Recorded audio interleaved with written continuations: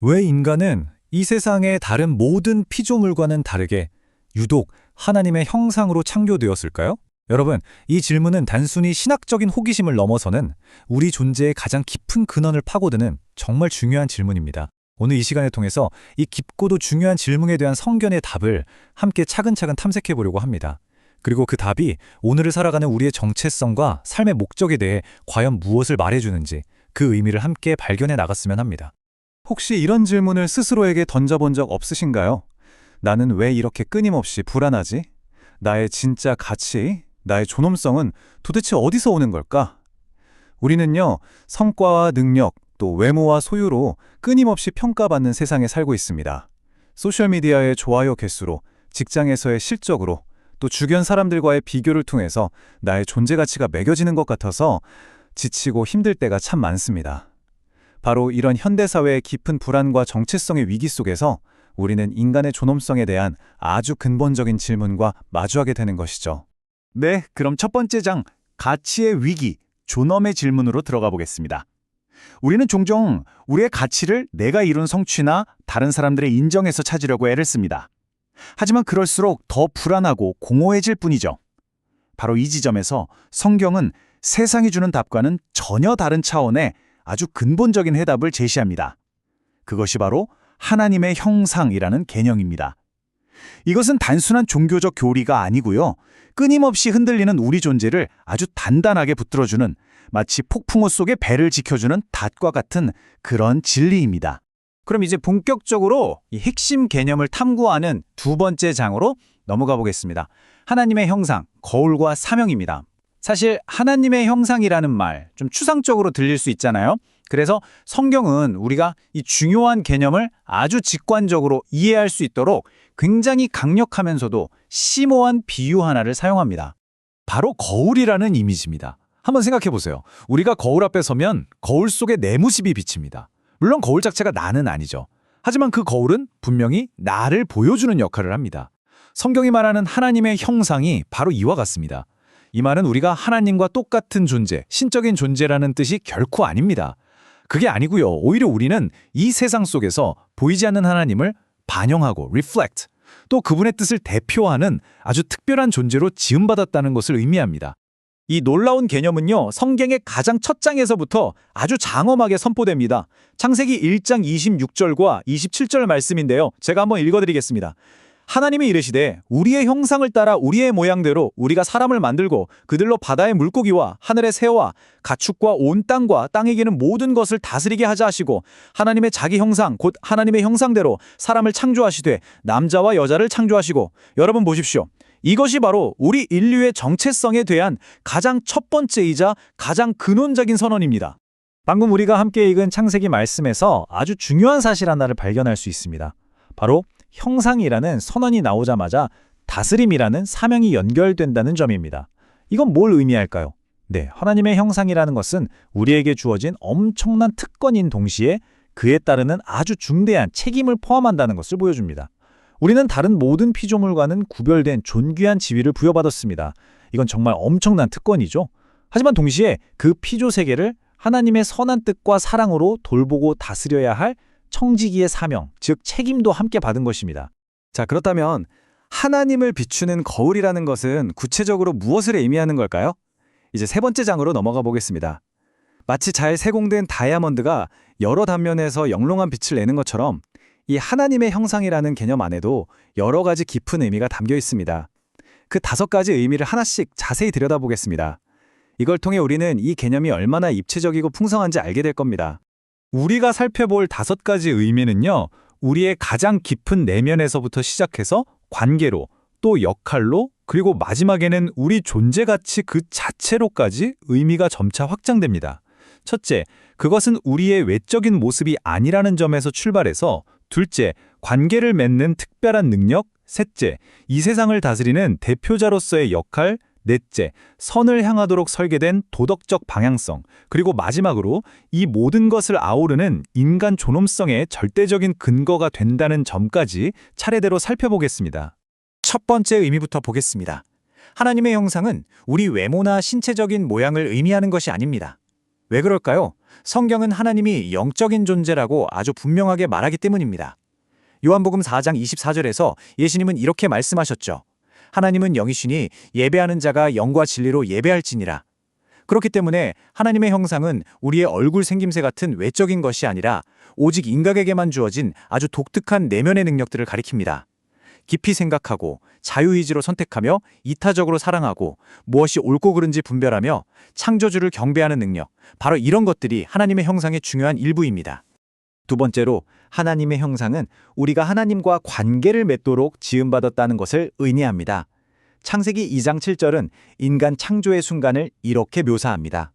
여호와 하나님이 땅의 흙으로 사람을 지으시고 생기를 그 코에 불어넣으시니 사람이 생명이 되니라. 여러분, 하나님께서 직접 그 코에 생기를 불어넣으셨다는 이 표현 정말 특별하지 않나요? 이것은 인간이 단순히 생물학적인 존재를 넘어서 하나님으로부터 생명을 직접 받고 그분께 사랑과 순종으로 응답하는 관계적 존재임을 아주 생생하게 보여줍니다. 다른 동물들과는 달리 우리는 하나님과 대화하고 그분의 부르심에 책임적으로 응답하는 파트너로 초대받은 것입니다. 세 번째 의미는 우리가 하나님을 대표하는 존재라는 것입니다. 고대 세계에서는요, 왕이 자신의 형상을 담은 동상을 영토 곳곳에 세웠습니다. 그 동상이 거기 서 있다는 것 자체가 이 땅은 왕의 통치 아래 있다는 강력한 상징이었죠. 마찬가지로 우리는 이 땅에서 하나님의 대리인, 즉 그분의 선한 통치를 나타내는 살아있는 동상으로 세워졌습니다. 그래서 창세기에서 형상과 다스림이 함께 나오는 겁니다. 우리는 세상을 마음대로 착취하는 폭군이 아니라 하나님의 선한 성품을 따라 이 세상을 돌보고 질서를 세우는 청지기입니다. 시편 8편 4절에서 6절은 인간의 이 존귀한 위치를 이렇게 노래합니다. 사람이 무엇이기에 주께서 그를 생각하시며 그를 하나님보다 조금 못하게 하시고 영화와 존귀로 관을 씌우셨나이다. 주의 손으로 만드신 것을 다스리게 하시고 만물을 그의 발 아래 두셨으니. 이 존귀함은 우리 스스로에게서 나온 것이 아니라 하나님께서 우리에게 위임하셨기 때문에 주어진 것입니다. 네 번째, 하나님의 형상은 도덕적이고 영적인 닮음을 포함합니다. 신약 성경은 이 부분을 더 명확하게 설명하는데요. 에베소서 4장 24절은 우리가 하나님을 따라 의와 진리의 거룩함으로 지으심을 받은 새 사람을 입으라고 말합니다. 이것은 마치 우리 존재 안에 나침반이 하나 있어서 그 바늘이 항상 하나님의 성품, 즉 그분의 의로움과 거룩함을 향하도록 설정되어 있다는 뜻과 같습니다. 그래서 우리 가장 깊은 곳에는 그분을 닮고 그분의 뜻대로 살고 싶어하는 거룩한 갈망이 심겨져 있는 것입니다. 자, 마지막 다섯 번째 의미입니다. 하나님의 형상은 이 세상 모든 인간의 존엄성의 근본적인 이유가 된다는 것입니다. 성경은 인간 생명의 존엄함이 우리의 감정이나 사회적인 합의가 아니라 창조주의 선언 그 자체에서 비롯된다고 말합니다. 야고보서 3장 9절은 혀로 다른 사람을 저주하는 것이 얼마나 심각한 죄인지를 이렇게 지적합니다. 이것으로 우리가 주 아버지를 찬송하고 또 이것으로 하나님의 형상대로 지음을 받은 사람을 저주하는도다. 이 말씀은 정말 충격적입니다. 나와 생각이 다르고 심지어 나에게 해를 끼친 사람이라 할지라도 그 사람 역시 하나님의 형상을 지닌 존귀한 존재이기 때문에 결코 함부로 대할 수 없다는 강력한 윤리적 근거를 우리에게 제공하는 것이죠. 자, 그런데 여기서 듣고 나면 아주 중요한 질문이 하나 생깁니다. 우리 모두가 이토록 존귀한 하나님의 형상이라면 왜 이 세상과 우리 자신의 모습은 이토록 망가져 있는 것일까요?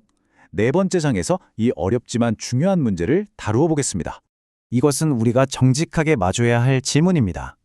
인간은 너무나 잔인하고 부패했습니다. 뉴스를 보면 끔찍한 일들 뿐인데 그 모습 속에서 하나님의 형상은 도대체 어디에 있단 말입니까? 성경은 이 질문을 결코 회피하지 않습니다. 오히려 이 문제의 핵심을 정면으로 다루고 있습니다. 성경의 대답은 이렇습니다. 인간의 죄로 인해 하나님의 형상은 심각하게 손상되고 왜곡되었다는 것입니다. 하나님을 비추던 그 깨끗한 거울에 금이 가고 온갖 더러운 것들이 묻어버린 것이죠. 그래서 우리의 관계는 깨어지고 사랑은 이기심으로 변질되며 다스림은 착취로, 예배는 우상 숭배로 타락했습니다. 하지만 여기서 정말 중요한 것은 형상이 손상되었을지언정 완전히 삭제되지는 않았다는 사실입니다. 앞서 우리가 본 야고보서 3장 9절이 타락한 인간을 여전히 하나님의 형상대로 지음받은 사람이라고 부르는 것이 바로 그 증거입니다. 그렇다면 이 깨어진 형상은 어떻게 회복될 수 있을까요? 이 금가고 더러워진 거울을 다시 닦고 고칠 방법은 없는 걸까요? 성경은 그 유일한 길을 제시합니다. 바로 완벽하고 참된 하나님의 형상이신 예수 그리스도를 바라보는 것입니다. 그분은 우리에게 형상의 본래 모습이 어떠했는지, 그리고 우리가 어떻게 그 모습으로 회복될 수 있는지를 보여주시는 유일한 분입니다. 신약 성경은 예수님을 이렇게 증언합니다. 골로새서 1장 15절입니다. 그는 보이지 아니하는 하나님의 형상이시요. 또 히브리서 1장 3절은 이렇게 말합니다. 이는 하나님의 영광의 광채시요 그 본체의 형상이시라. 이 말씀들의 의미는 바로 이것입니다. 우리가 하나님의 형상이 무엇인지 가장 정확하게 알려면 불완전하고 깨진 우리 자신을 보며 추측할 것이 아니라 완벽한 인간이시자 완벽한 하나님의 형상이신 예수 그리스도를 바라보아야 한다는 것입니다. 그분의 삶 속에서 우리는 진정한 사랑과 진리, 거룩과 겸손, 희생과 용서가 바로 하나님의 형상의 본질임을 발견하게 되는 것이죠. 자, 그렇다면 이 모든 신학적인 진리가 오늘을 살아가는 바로 나의 삶과 도대체 무슨 관련이 있을까요? 이제 가장 중요한 지점입니다. 5번째 장에서는 이 깊은 진리가 어떻게 우리의 일상을 근본적으로 변화시키는지 그 구체적인 내용들을 살펴보겠습니다. 이 진리는요, 최소 3가지 놀라운 방식으로 우리 삶을 뿌리부터 변화시킵니다.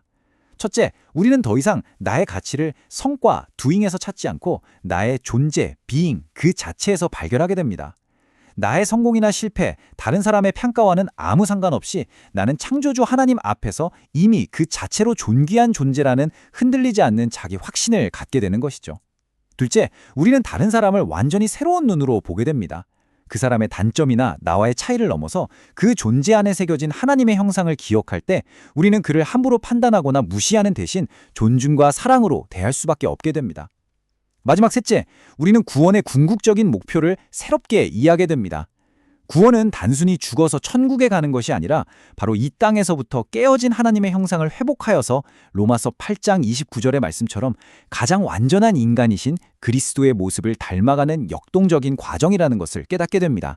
이제 마지막 장입니다. 이 모든 내용은 결국 하나님께서 우리를 창조하시고 또 구원하시는 궁극적인 목적이 무엇인지를 아주 찬란하게 보여줍니다. 그것은 바로 우리를 회복으로 초대하시는 것입니다.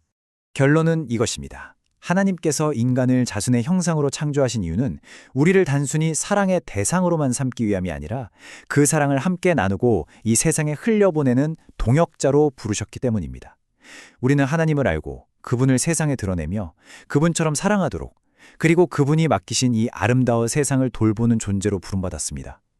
그 형상은 죄로 인해 손상되었지만 이제 예수 그리스도 안에서 다시 회복되는 길이 활짝 열렸습니다. 당신이 오늘 나는 누구인가라는 이 질문을 끝까지 붙잡는다면 당신의 삶은 무너진 존엄을 되찾고 깨어진 관계를 회복하며 삶의 참된 목적을 발견하게 될 것입니다. 이것이 바로 지금 이 순간 우리 모두를 향한 하나님의 놀라운 초대입니다.